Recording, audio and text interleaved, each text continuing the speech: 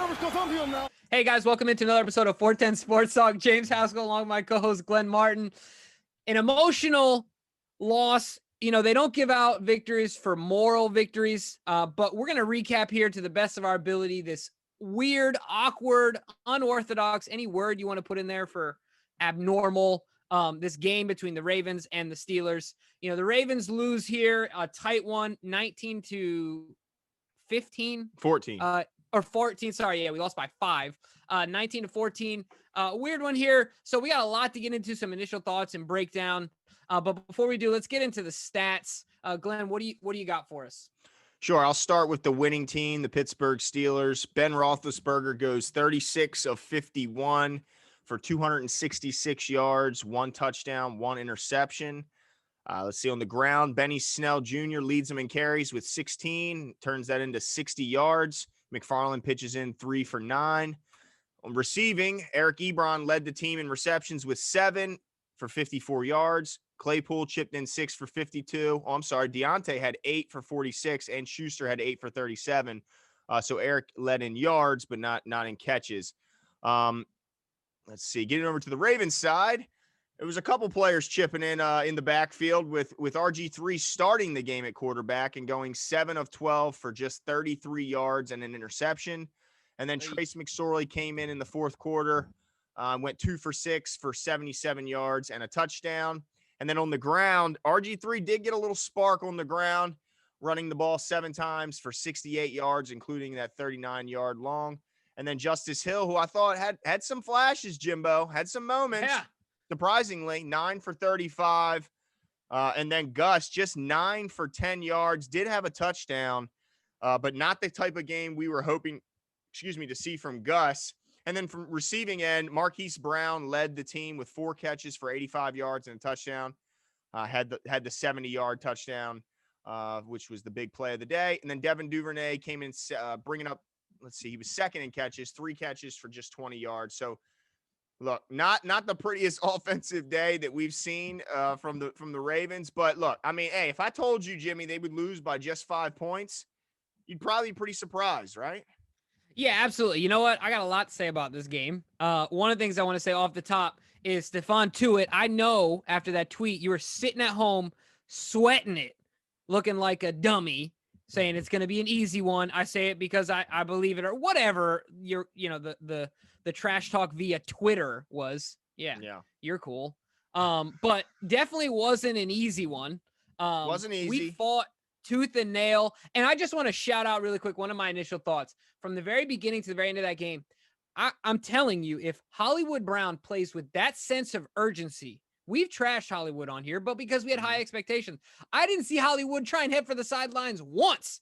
He was cutting it upfield. He was playing aggressive. He was trying to get downfield. He needs to do that every game. Anyway, just one of my initial thoughts. Okay. All right. Well, yeah. I mean, look, I thought he had some up and down moments. I agree with you. I feel like he was playing with a little more physicality. He wasn't just looking to run out of bounds or go down with his least contact. He was trying to get some yards after catch, which was nice to see and something we've been wanting to see for a long time. I do got to give credit to the Pittsburgh Steelers. Look, they came into this game with all the pressure on them. They were supposed to come in, treat this like a walkthrough and get an easy win. And you know what? Look, they found a way to win. I'm sure that they wish they would have won by more, but look, they found a way to win. That's what good teams do. So shout out to them. You're right. Spoils go to the victor at the end of the day, right? Hey, they won, man. They won. But I want to shout out a couple things here.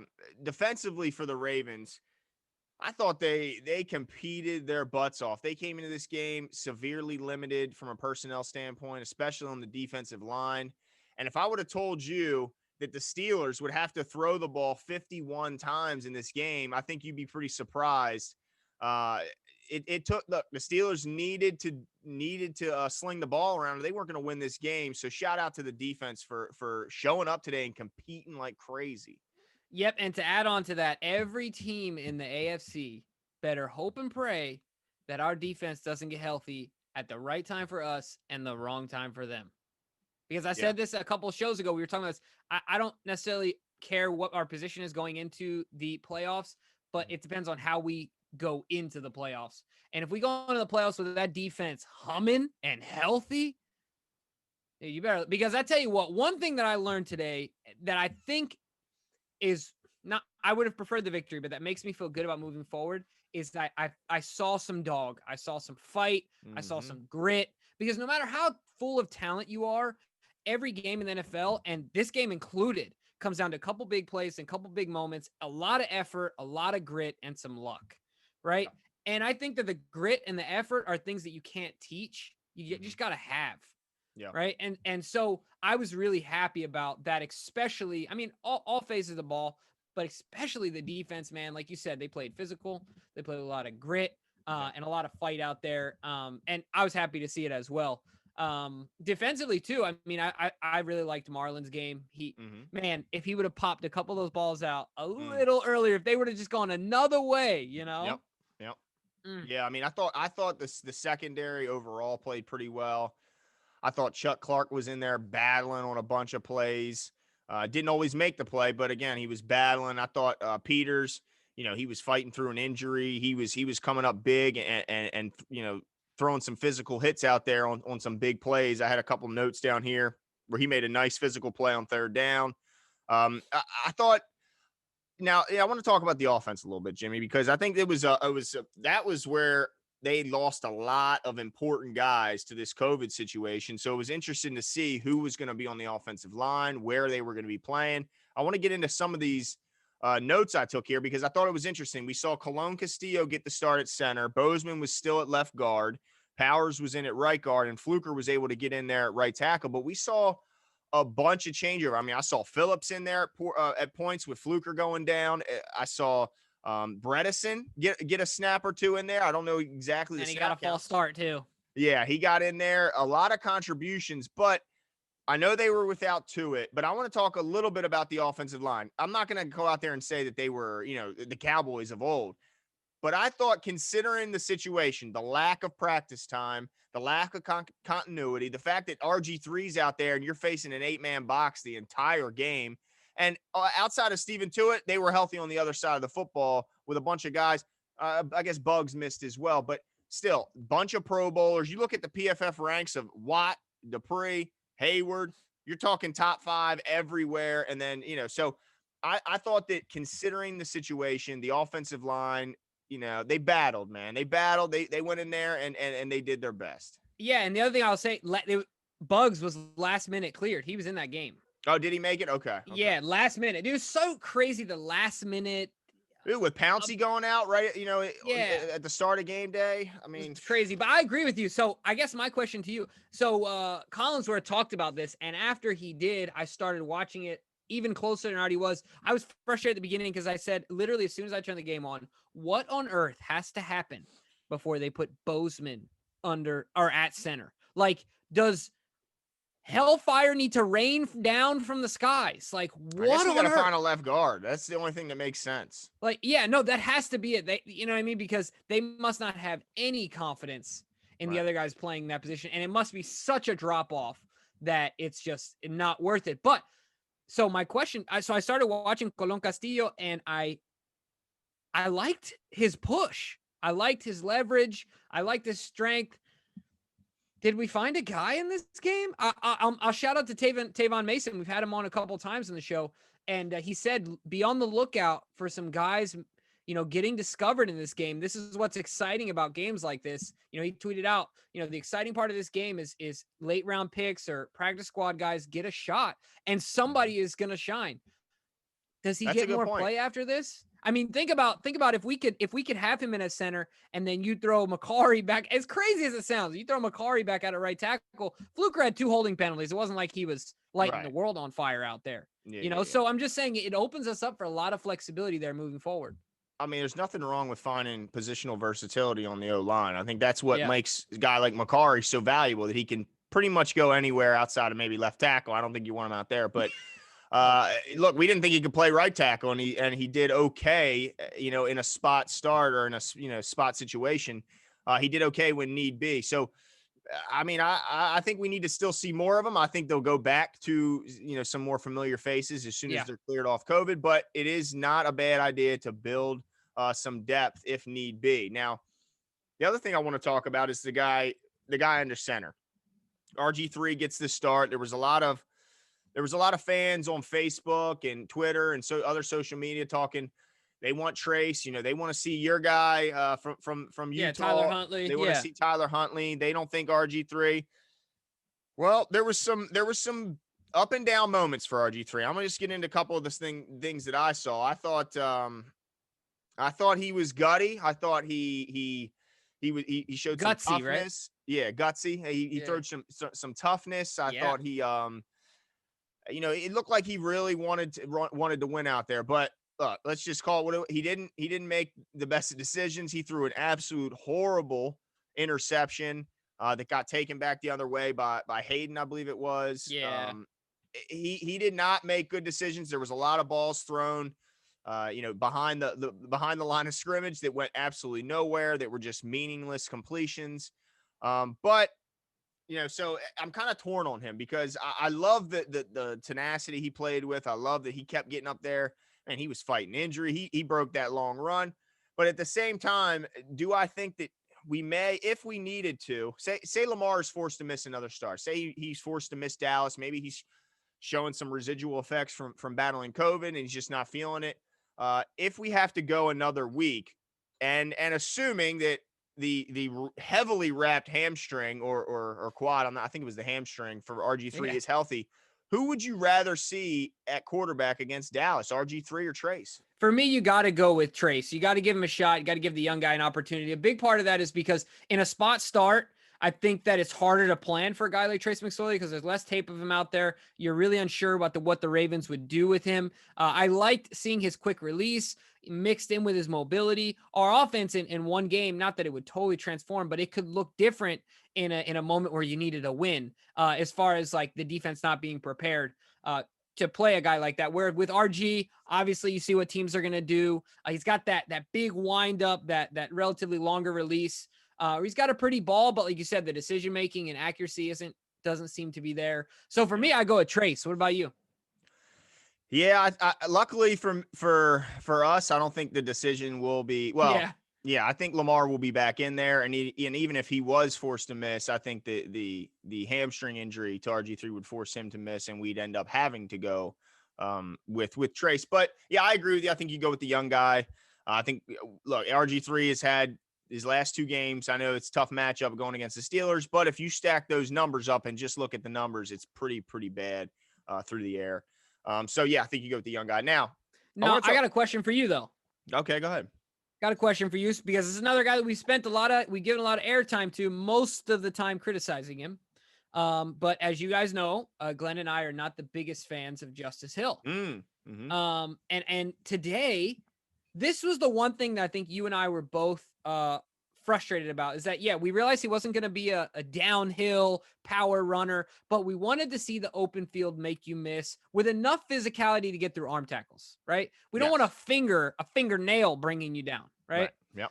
We realize you're not going to break through everything, but we want you to be physical enough. So I think we saw some splashes from him. I'll refer to the play in the first half where he looked like he was on an And1 mixtape, put his hand on the ground. He juked real hard right and went left, and he dropped. I don't remember who that defender was, but that to me, that was a phone booth type play. Yep. That's what we want to see, right? Close quarters, and he still made a miss, made around the corner on the left-hand side. So I say all that to say, what is your opinion of Justice Hill after this game?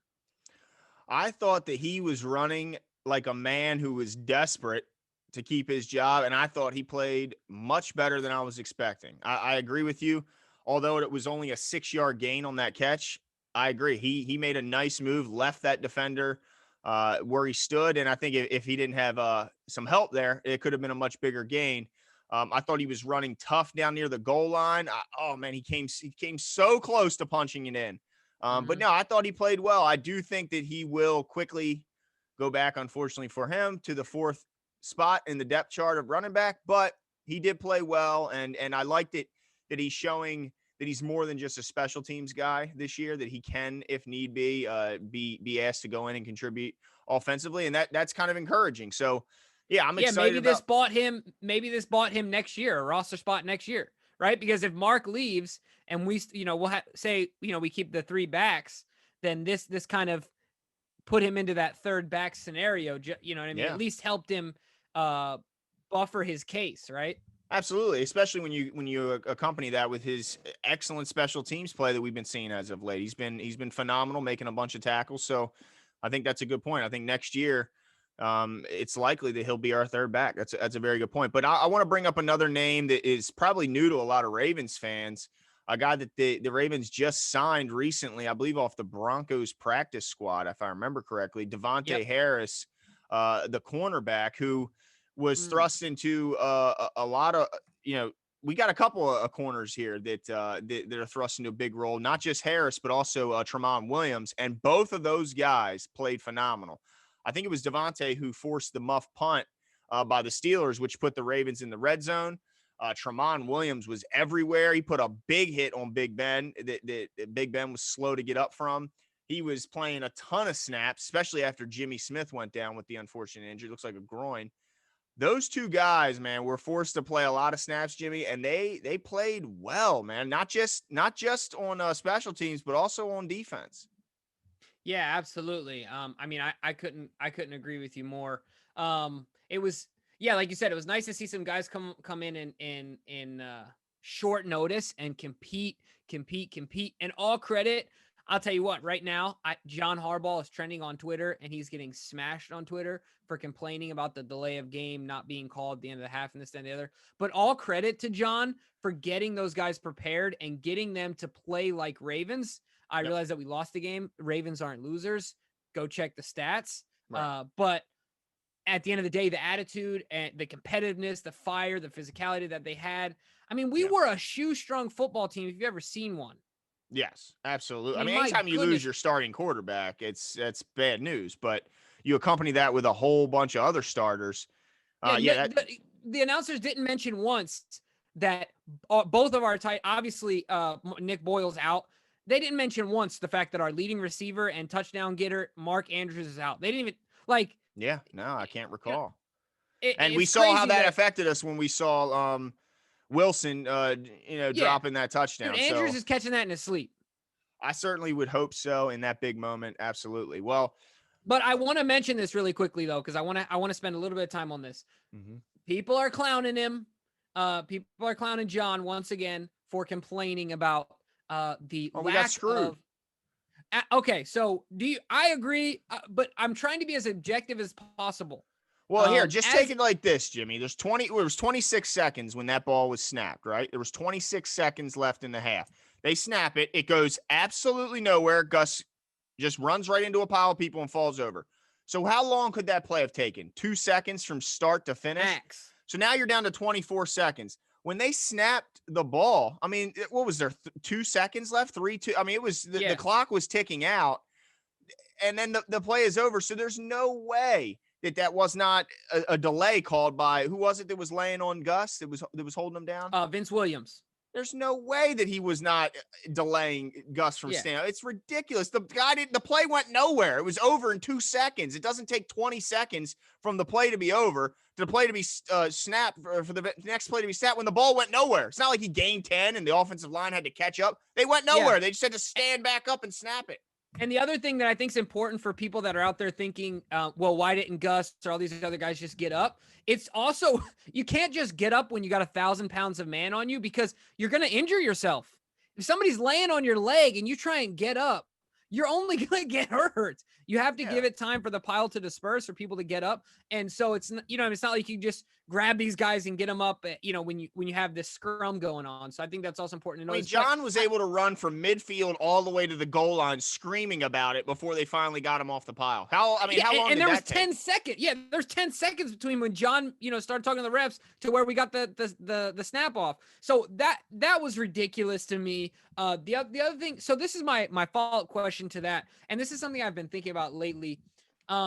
The Hardballs are competitors, right? Mm-hmm. Yep. They're known for being competitors. They're known for having high expectations for themselves, their players, and they have those same expectations for the refs at the end of the day. So I do feel like people have talked about John and Jim, probably more Jim than John, because I think Jim is a little less politically correct, a little more colorful, I if think you will, that's a safe little to more say. unhinged at Yeah. times. Yeah. And so my question is this: is that people have said the Harbaughs are pests, right? Mhm. Mhm. Do you think that some of the persistent pestering that John can be seen doing causes the because refs are human. I'm not saying they're throwing games, but there's a human element to it. And if you don't believe that, they're humans just like everyone else. It just happens. Right. So do you think that dynamic comes into Mm. play when you look at the discrepancy between things like holding penalties against our defense in comparison to against opposing defenses and things of that nature? You think it has any impact on the refs' decisions? Man, I certainly hope not. Because if I start believing that, then that can kind of open up a whole nother can of worms of what the refs could actually control. If it, I don't want to buy into that because it would just be. But look, they once again lose out in the penalty battle. They have 7 penalties for 86 yards, and Pittsburgh has 5 for 40, I believe. Um, They had one in the first half. You buying that? well, I think that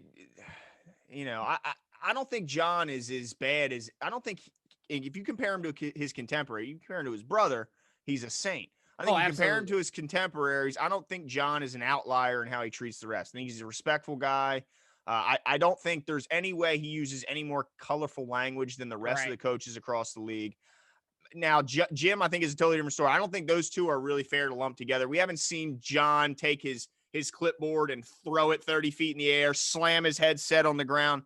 This is normal. If that's one, he'll do that on one Saturday afternoon in Michigan. So Right. I don't think that's the case. I just think that refs, excuse me, sometimes miss calls, Yeah. and I No, think that you're right. it's unfair. Look, I mean, all the refs has to say because I was a football referee. I ref Pee Wee. I refed 11, 13. I ref little kids, and I got the same treatment that these refs get on Sundays. I got the same treatment about a bunch of 7-year-olds. Their parents and coaches think their kids are going to the pros. It's unbelievable. But so they have a hard job. And all I would say when I would get criticized by, I'd say, do y'all drop passes?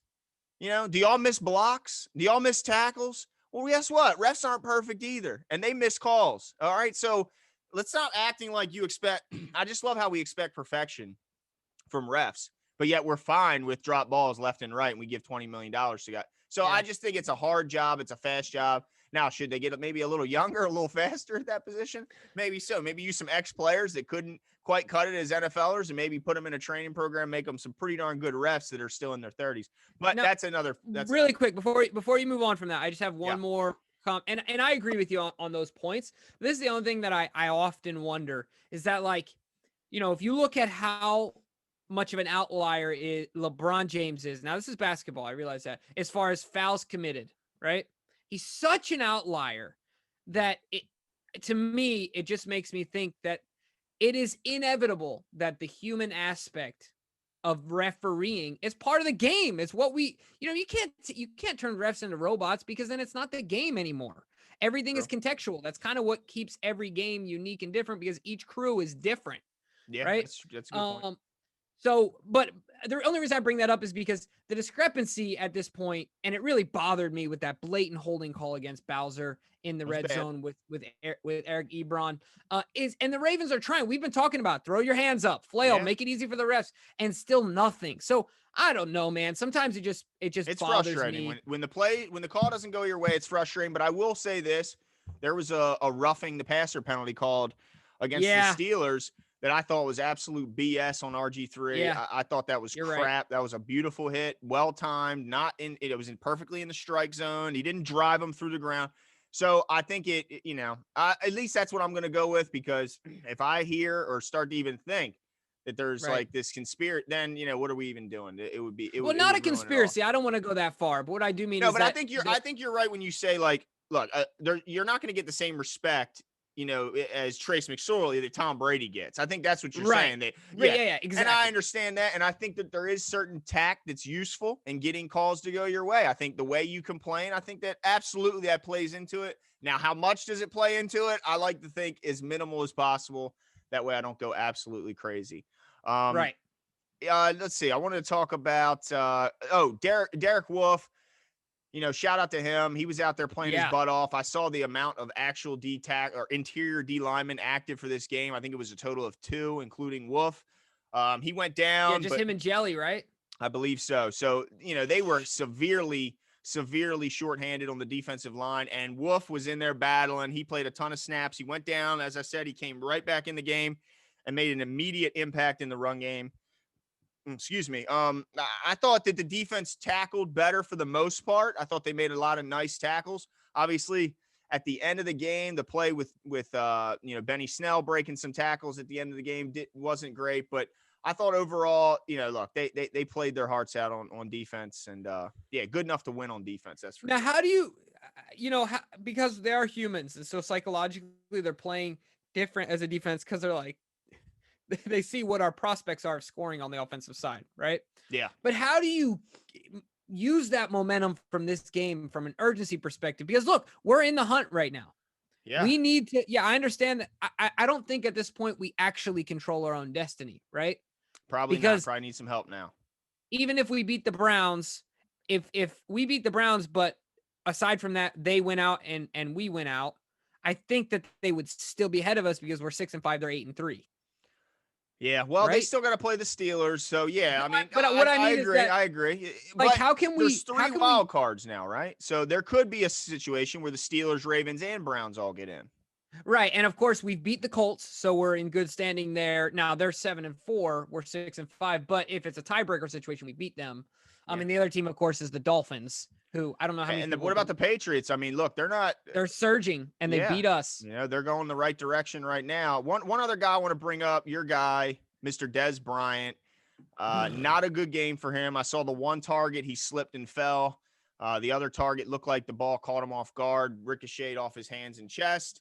Not a good game for Dez after he just gets elevated to the active roster or the 53. What's your thoughts on Dez and how does he, I guess, bounce back? Yeah, I think that he's just saving it for Dallas. Is that what it is? I hope you're right. He's saving it for Dallas, and he's just gonna, go ham on the Dallas Cowboys. No, man, that was a tough one for him. Partly because, look, you got RG3 throwing the ball with a patchwork offensive line. Didn't get a ton of opportunities. It's just so hard to get a rhythm out there. The biggest thing for me for Dez is his headspace. I just want him to stay positive, keep working, keep grinding, keep coming back. And I think the rest will come. Dez has the physical gifts to get there. I think that he can compete in the NFL. He's at least proven that. Yeah, it's a shame he slipped on that one play because I thought he had some room there to maybe have a little run after catch. Yeah, I'm with you. But I would like them to get him more involved on these short routes. To get him the ball. I'm not asking him to run away from people, but he can lay some wood. He can do some damage. He can fall forward for 5 or 6. No exactly. Doubt. He can hit a DB and get some momentum and get another 4, like you said, 4, 5, 6 yards. Yeah. So just integrating him into the offense more is, I think, what's most important. But what I was going to mention, though, and I don't want to go too far back, is that how do you see us using the defense? How do we maintain that same sense of urgency moving forward, right? Because I think this was new today. I don't know how you feel, but I felt different about it in the way that they played, like it was a playoff game. Yeah. Yeah, well, they played like it was their division rival. They played like it was a Steelers matchup. So they brought the energy, that we heard the BYOE in the beginning of the year, to bring your own energy without, the fans being there. And I think the Ravens did that today. Now, I agree with you. I thought it was missing in certain games. The Titans game, they didn't necessarily always bring their own energy. Lamar talked about it after the game, saying that he felt like the other team wanted it more. This game felt like the Ravens really wanted this upset. And it didn't always look pretty. There was a note that I put in the middle of the game where it was looking embarrassing. We had 5 yards passing in the third quarter, but they played with that sense of urgency on defense. They did what they had to do. Now, look, Pittsburgh helped them out with some key drops, especially in the red zone. I mean, we talked about before the game and really in the last few weeks how key the red zone has been for the Ravens, both offensively and defensively. This game, at least on defense, they played a heck of a good game in the red zone, causing the Steelers to kick a lot of field goals. So I think that's what you take away from this game. The sense of urgency, like you mentioned, that playing with a high effort. It's the one thing you can't coach, is the effort level. So hopefully they bring the effort. And then if they continue to play good in the red zone, now I get it that the Steelers had some drops, but still to hold this, I mean, they got to remember there was a pick six. They had 19 points, Jimmy. There's a pick six in there. So they held them to 13. That's pretty darn impressive when you consider they had 2 interior D linemen and their offense was really not giving them much of anything. Yeah, based on that, if I'm not mistaken, correct me if I'm wrong here. If you took away the pick six, did our offense outscore their offense? Looks like it. Holy crap. So, I mean, just think about that alone. Okay, there it goes. Okay, there we go. Yeah, I mean, it's a lot like that first game where, yeah, they lost. The Ravens lost, but you don't feel so bad coming out of it. Now, I put this note down, the amazing thing about the emotions and how expectations can totally mold your emotions throughout a game. Even when it was bad, it was going really poorly. I was almost embarrassed, but at the same point, I was like, man, you know what?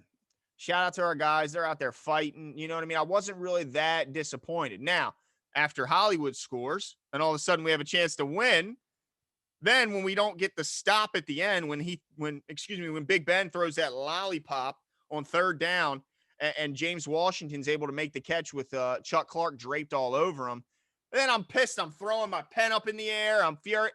I'm like, wait a minute. 5 minutes ago, I didn't care. We were losing worse. I mean, so it's amazing how the expectations totally drive your emotions. And I went from, well, who cares what happens as long as, no more crazy injuries or anything to now it's like, well, we have a chance to win this one. Yeah, absolutely. And this is what I'll say about this game, how I felt at the end of it, is that, like I said at the beginning, teams don't want our defense to get healthy. Mm-mm. Teams don't want our offense to play with energy and a sense of urgency. Yeah. Yeah, exactly. To start clicking and get healthy, because we could end up being a better version of the team that knocked us out last year. Right? The dark horse that comes in that nobody really wants to play. And I think it's fair to say that teams, once again, we could do more damage based on our roster in comparison to their roster last year. I think that's fair to say. With Lamar Jackson, if he gets in a rhythm, look out, man. I'm telling you what, if we get in the playoffs, it's crazy to me that we lost, like you said, but I felt so good about the character that was shown, how tough the guys played, how we stuck in the game. Our offense outscored their offense against the number one defense. All people did all week was talk about how great their defense was. RG3 and Trace McSorley just outscored your offense, bro. Yeah, and the rushing totals weren't even close. I shout out to them. I'm happy. I'm happy for the Ravens. It sucks for the Steelers because I know they're probably killing Tomlin right now in Pittsburgh for leaving Bud Dupree in to pass rush against Trace McSorley with 4.5 minutes left. So I think that I'm happy as a Ravens fan. And I know if they were to face the Steelers a third time in the playoffs, if the defense goes into that game healthy, and if the offense gets some of the guys back that are on the COVID list, even if they're not, necessarily hitting on all cylinders, I'd still feel pretty good about going into that game. And that's pretty cool to know, knowing that they're 11-0 and we're 6-5, but still a long way to go. They got to go get this win against Dallas. And then I think they might have to run the table. They might be able to afford one more loss, Jimmy, but I don't think so. I think 11 and what do you think? 11-5 is going to have to get it in. Is that what it's going to take? Yeah, well, I think that we can get in with 10, but yeah, I mean, I want to run the table and do as much as we can to control as much as we can and not have it be such a nail biter, right? Yeah. So it's already gonna be, but yeah, I mean, it might have to be a run the table situation depending on how much the Browns continue to win, the Colts. But last thing I'll say regarding the Steelers. We're not going to catch them, but obviously they could drop 2 out of the next 5, 3 out of the next 5. Man, they got the Bills, they got the Colts. Both of those games are big, and they still got the Browns left. Those are 3 big games. Yeah. None of those teams are slouches. Definitely a lot of football left in this season. A lot for the Ravens to do. Hopefully they get it all in. Yeah, absolutely. Absolutely. Well, let us know what you guys think after this game. I know it's frustrating, but try and sit back, think big picture. They could have lost this game even at full strength, right? So it's not the end of the world. Season's not over. But yeah, join us for our episode tomorrow night. We're gonna have a gentleman on, blanking on his name right this second, but he covers the Cowboys. So we'll be previewing the upcoming Dallas game. So stick around, and we'll talk soon. See ya.